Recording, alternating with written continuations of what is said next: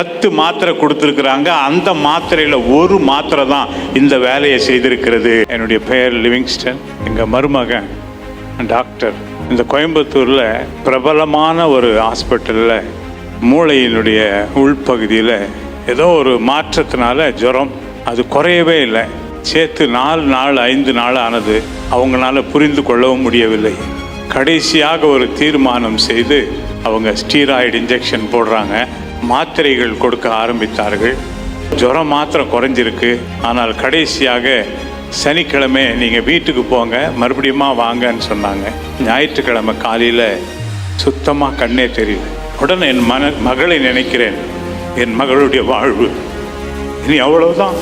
Doctor இடத்துல phone பண்ணால் நான் தான் அவர்கிட்ட கேட்டேன், ஐயா இப்படி நடந்திருக்கேன், சந்தேகப்படாதீங்க, கோபப்படாதீங்க அப்படின்னு சொல்லிட்டு அவர் பாட்டில் அமைதியாக இருக்கிறார். அப்போ தான் எங்கள் அக்கா சொன்னாங்க, போய் பார்த்துட்டு வரலாம் பிரதரை. நேராக புறப்பட்டு வந்தோம்.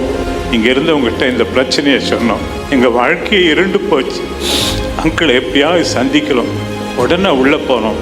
உள்ளே போன உடனே ஐயா இப்படி ஒரு டாக்டரு அவர் அட்மிட் ஆனார், இப்படி நடந்தது. 4வது நாள் 5வது நாள் ட்ரீட்மெண்ட்டில் கண்ணு போயிடுச்சு ஐயா, அவ்வளோதான் சொன்னோம். நாங்கள் சொன்ன உடனே இருங்க நிறுத்துங்க, கடவுள்கிட்ட கேட்கலான்னாரு. 10 மாத்திரை கொடுத்துருக்குறாங்க. அந்த மாத்திரையில் ஒரு மாத்திரை தான் இந்த வேலையை செய்திருக்கிறது. தைரியமா டாக்டர்கிட்ட சொல்லுங்க, அந்த ஒரு மாத்திரையை நிறுத்த சொல்லுங்க. ஆனால் ஆன் த ஸ்பாட் ஜெபம் பண்ணி உடனே சொன்னாரு, இப்பொழுதே அந்த கட்டை உடைத்து விட்டேன், சந்தோஷமா போங்க. 3வது நாள் கண் பார்வை அடையும். 3வது நாள் என் மருமகன் சொல்றான், கொஞ்சம் கொஞ்சமா தெரியுது, கொஞ்சம் கொஞ்சமா தெரியுது, கொஞ்சம் கொஞ்சமா தெரியுது. இன்னைக்கு மறுபடியும் அதே வைத்தியத்தை இதே சுந்தராபுரத்தில் செய்து கொண்டிருக்கிறான். கண்களை திறந்தவர் கர்த்தர், உயிரோடு நிறுத்துகிறவர் கர்த்தர்.